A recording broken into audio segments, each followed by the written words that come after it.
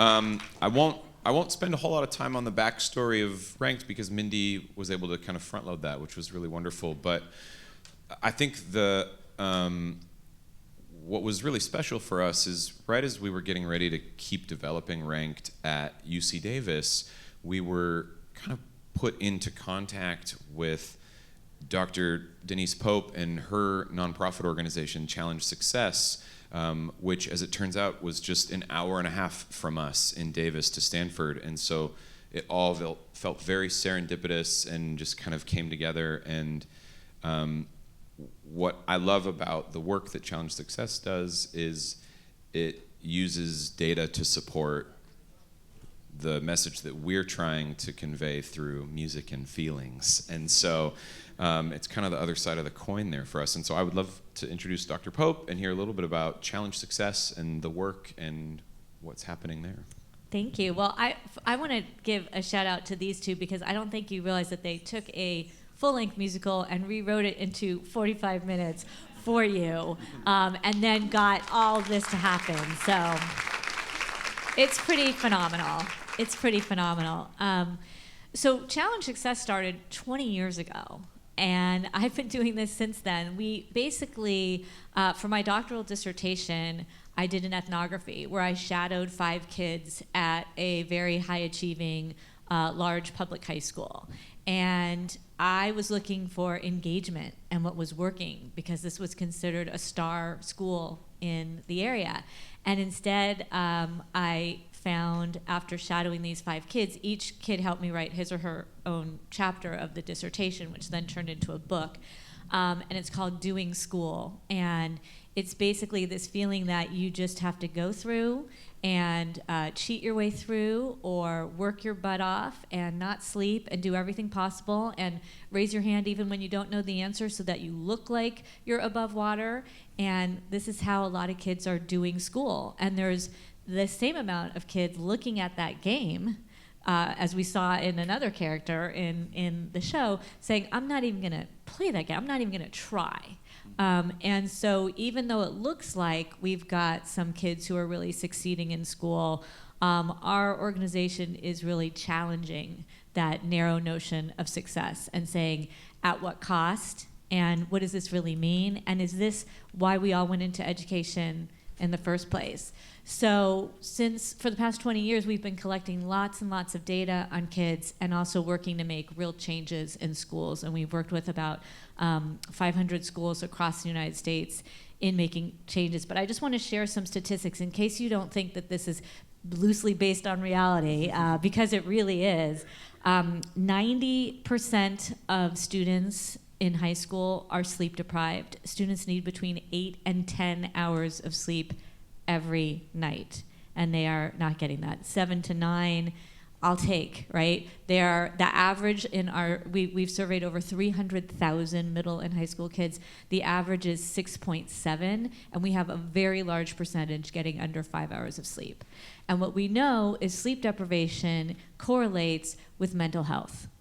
And so it is not a surprise that 30% of high school kids are showing signs of anxiety and depression and feeling like they can't come up for air and feeling like they are drowning. And those metaphors in the musical are very real. And we know that only 38% feel they can really be themselves at school, that they don't feel like they belong, that they feel, for whatever reason, they can't bring their full selves or identity to school. And we know that 30% are doing over 3.5 hours of homework every night, because when you've got 5, 6, 7, 8 classes and they all have a little bit of homework, or if you're in honors or AP, more homework, this starts to really wear on you. And even though it was fictional to see those numbers go up on the board, we're in the state of Texas, and the top 6%, you have to be in the top 6% to get into the University of Texas, Austin, automatically. And you could have straight A's and lots of honors and AP classes and still not be in the top 6%. So it's not all that fictional. It's actually kind of very scary real. So we've been working for 20 years to make real changes in schools, and I can talk about changes in a little bit, but say a little bit, one of the things that I love about Challenge Success is we center student voices. It's really the student stories. We have people shadow kids for a day. We have the I Wish campaign which started by Kyle Schwartz that, I wish my teachers knew, I wish my parents knew. We do all sorts of listening in exercises, and what I love about this show, it was really written by you listening into kids. So maybe say a little bit more about that before we get into interventions. Everyone's looking at me, so I'll answer that. Yeah, so one of the initial questions that we asked when we decided to write a show for the students was what opportunity can we give them that the musical theater canon wasn't providing? And so we had done a lot of shows where teenagers were playing characters who were in their 40s or 50s, and well, that's less fun for them and the audience. And so we wanted to create a show that allows them to relate to their character and feel like they understand the experiences of the characters that they're playing. So in order to do that, we talked a lot with our students. And we did our first initial kind of meeting.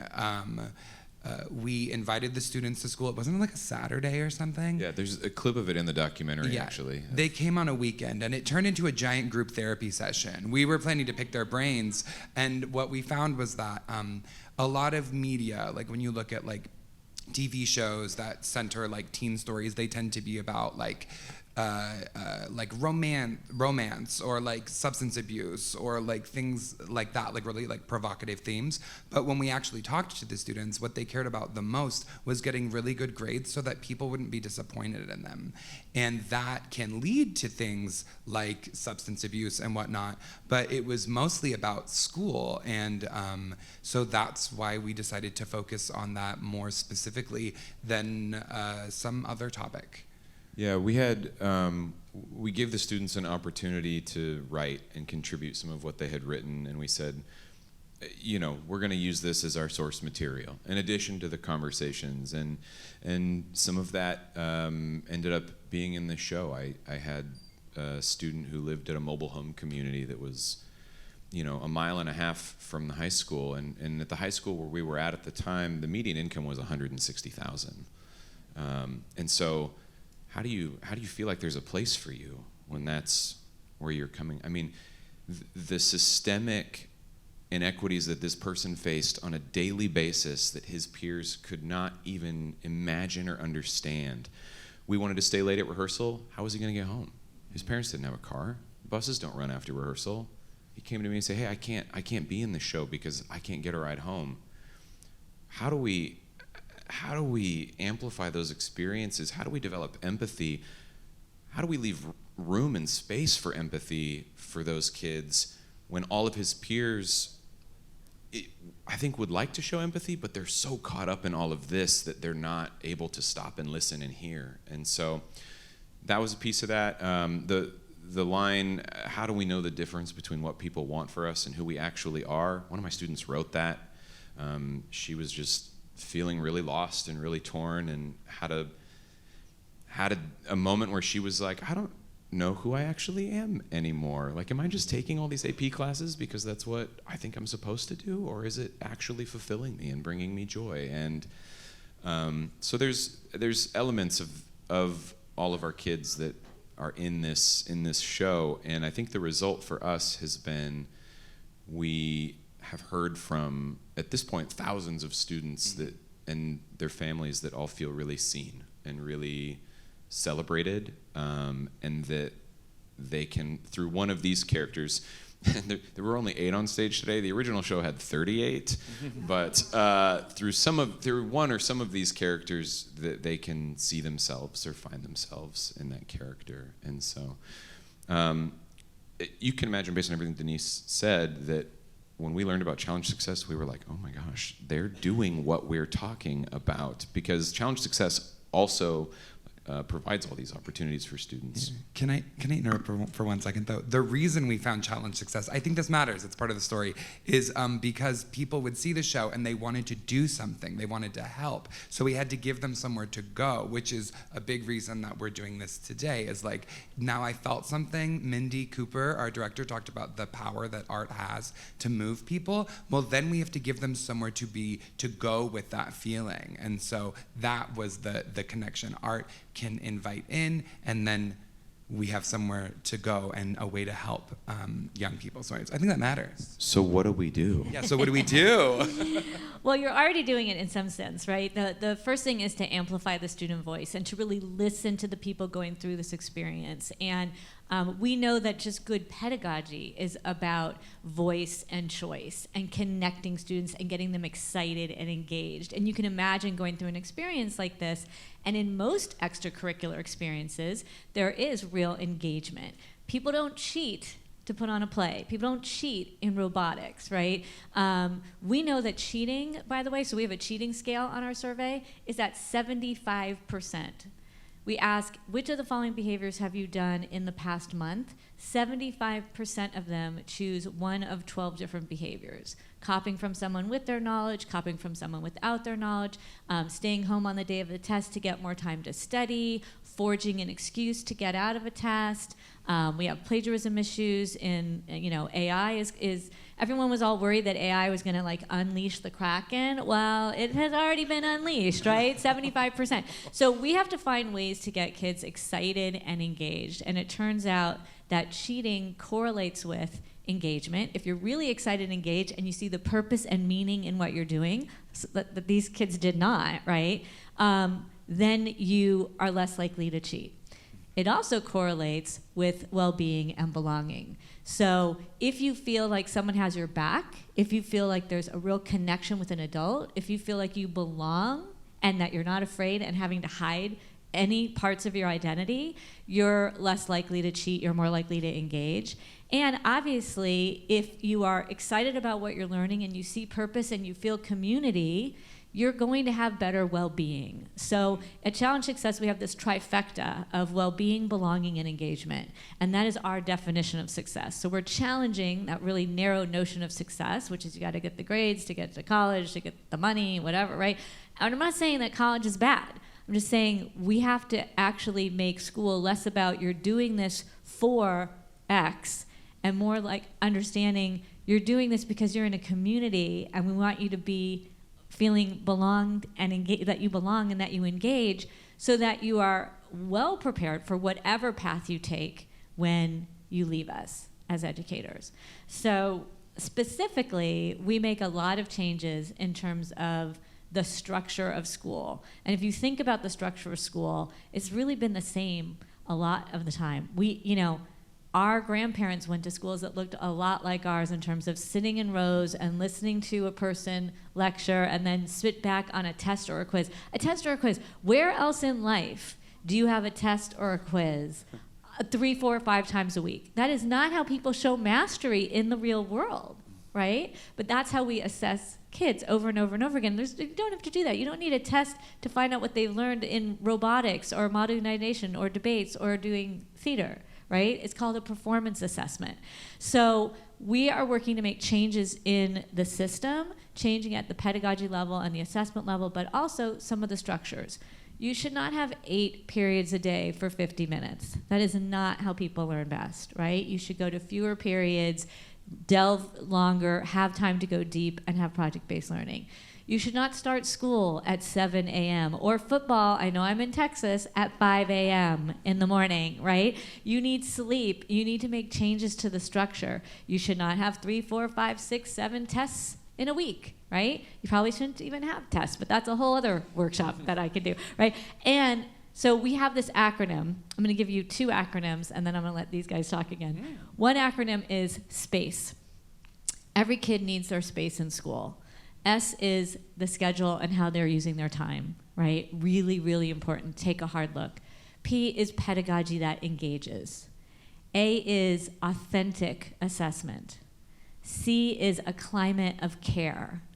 And E is educating the whole community about the developmental needs of kids and really changing the system. So we work to help schools all over make changes in one or more of those categories, very specific changes to homework policies and late start policies, and coming up with advisory and social emotional learning, and really changing the pedagogy that goes on in the classroom so that we don't have to have a show like this again ring so true.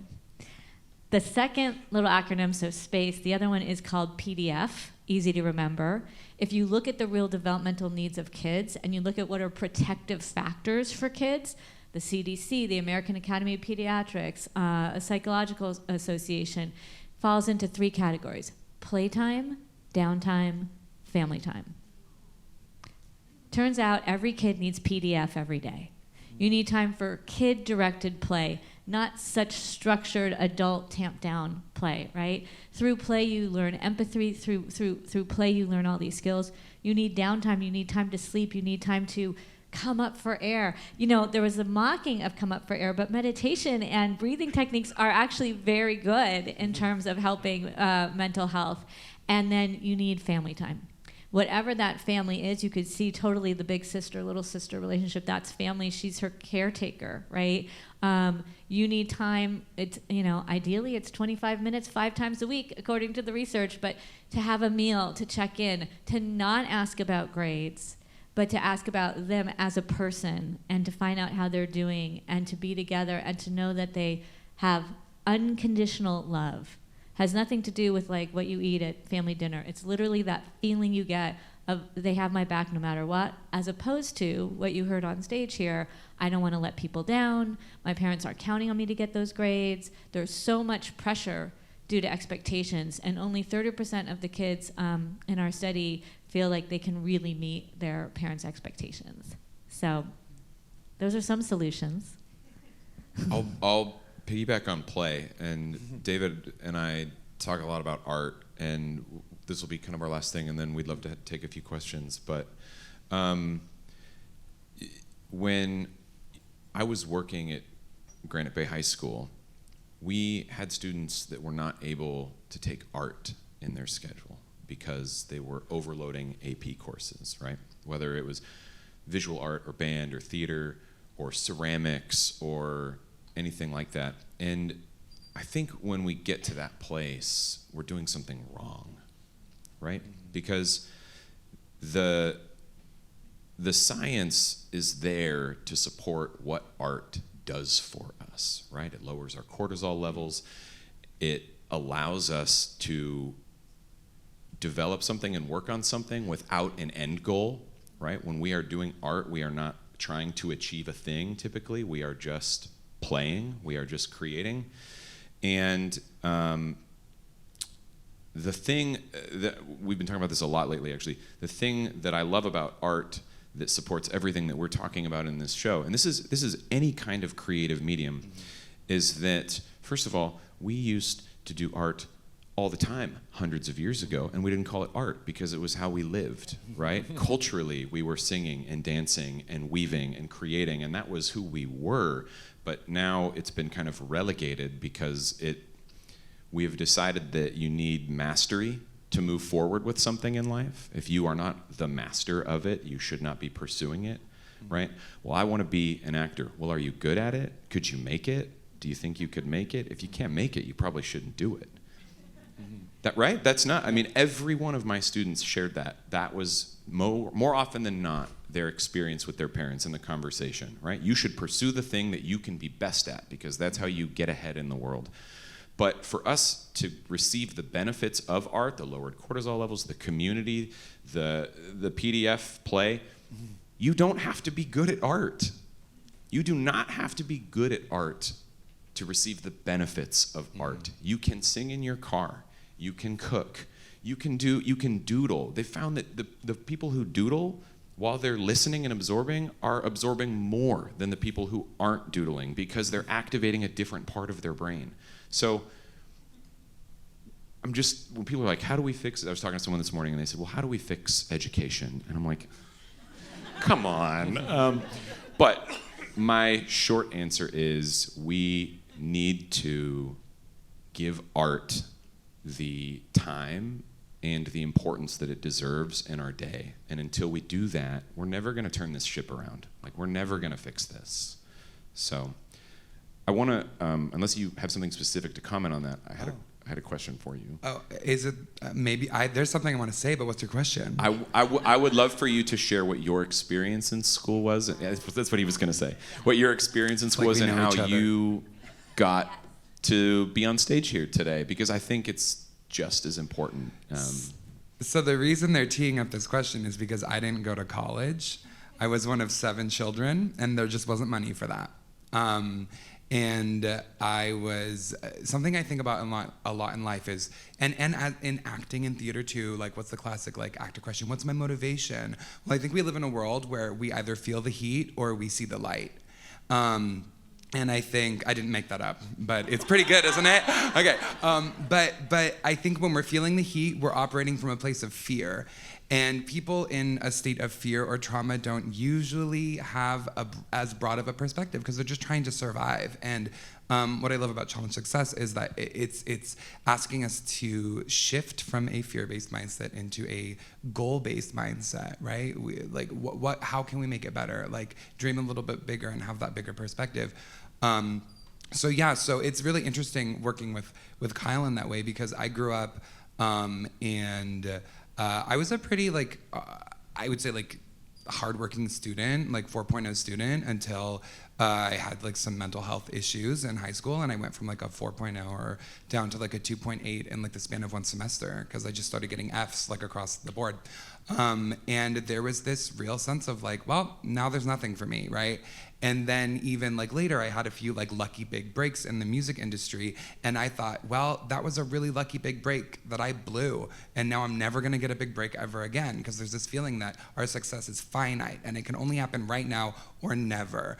That has turned out not to be true, obviously. That you will get more opportunities later in life, but I think life can provide more opportunities. So school should function the same way you said, the way that life does. So anyways, it's interesting to have that comparison, because I'm sitting here with 2 very academically high achieving human beings, and I feel so happy that I get to be taken just as seriously. Well, can I just say one thing? In Bloom's revised taxonomy, what's at the top? Creativity, creation. That's Bloom's revised taxonomy. You're at the top. You're at the top. That's how you know you're in a room of educators, that all of you knew the answer to that immediately. I was like, uh-huh.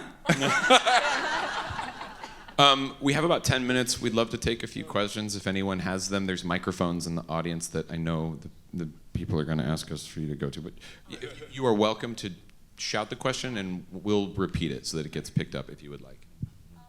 What would you, if you guys were able to have the power to change the education system, how would you rework the system for kids to finally be able to learn what they need to learn and get ready? How would you do it?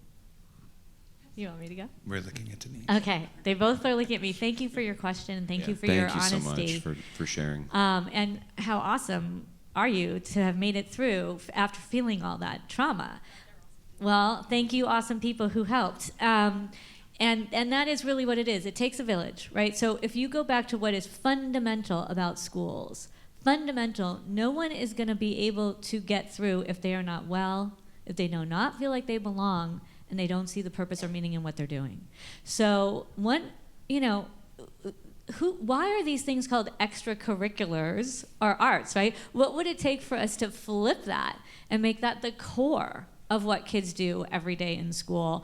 And then the classes are to help support and bolster the kinds of learning that goes on in theater, or making a play and writing lyrics and putting the music together and figuring out how to get along and how to cut down 90 minutes to 45 and all. I mean, real cognitive stuff happening all over the place in these kinds of project-based classrooms, in these kinds of interactive experiential activities, right? So, if I could rearrange everything, I would make the center really well-being, belonging, and engagement, and make the center the things that kids love and know they want to do, and everything else is just gravy, because they end up forgetting it anyway, right? So, I used to teach high school English. And if someone said to me, well, what's your curriculum? Like, what's the center of your, what's the enduring understanding? I used to say, well, it's the books. No, it's not the books. Why? I'm teaching students. Students are at the center. Students are at the center. I'll just add that I think the best teachers are the ones who help their students feel successful, right? Not achieve success based on the standards or the grades, but they help their students feel successful. I want to go right here. Okay. Hi, I'm Joy Jackson. I work with the Denver Public Schools, but I'm also a big musical nerd. So I just have 2 questions, because like the Jonathan Larson, it's all over the place. It's larcening everywhere, and I love it. But what musical sparked your love of the craft for you two, and then what student or teacher inspired you for your craft? I love your questions. I'll try and be quick. What musical? Well, I grew up watching old movie musicals like Fred Astaire, Ginger Rogers, Singing in the Rain, that kind of stuff. And so I feel like, and then of course, like I'm 32, so like all of the Disney musicals growing up, it just felt like, well, that's like a thing. But there was a musical that impacted me a lot when I was a teenager, which was Spring Awakening, which is quite provocative. But I remember being mind blown that you could talk about these things in theater and that all these people had shown up to watch it, and that I grew up very, very religious. And so like it was kind of mind blowing to me that that was a thing that could happen. So that was, I think, the one that turned the tide for me. But I do love Rent too, and Jonathan Larson, of course. Yeah, who wrote Rent? Okay. I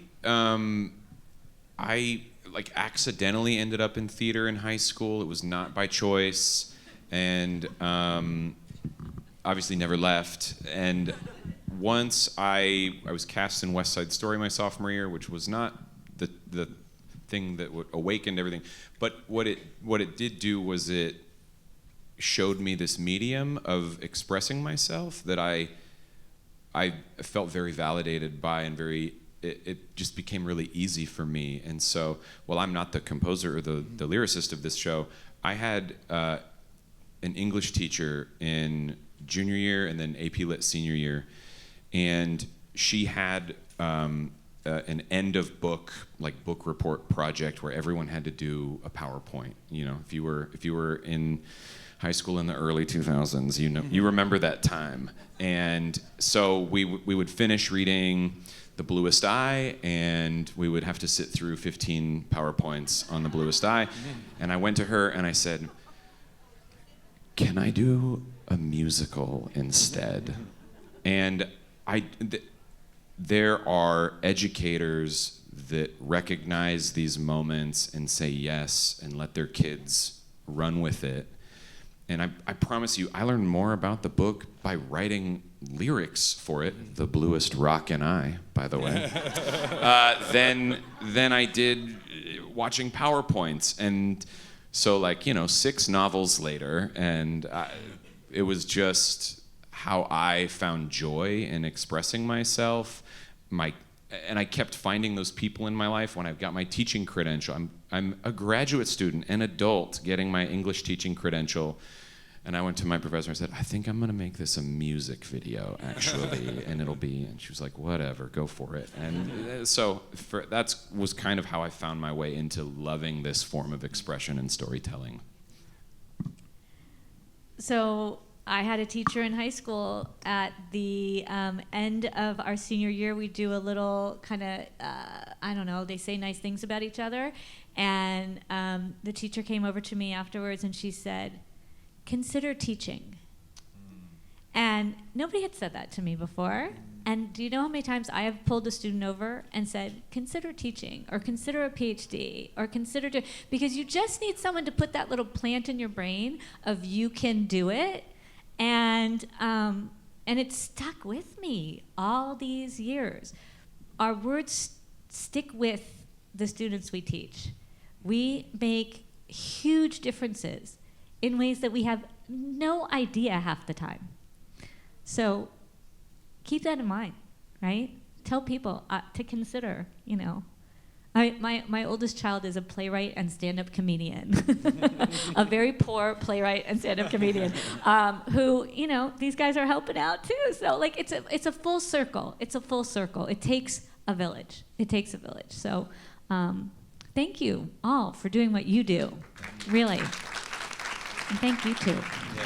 Thanks everyone for being here. We, the cast is in the back if you'd like to say anything to them on your way out, and we'll make ourselves available as well. And have a great stuff on the tables. Oh yeah. Yeah.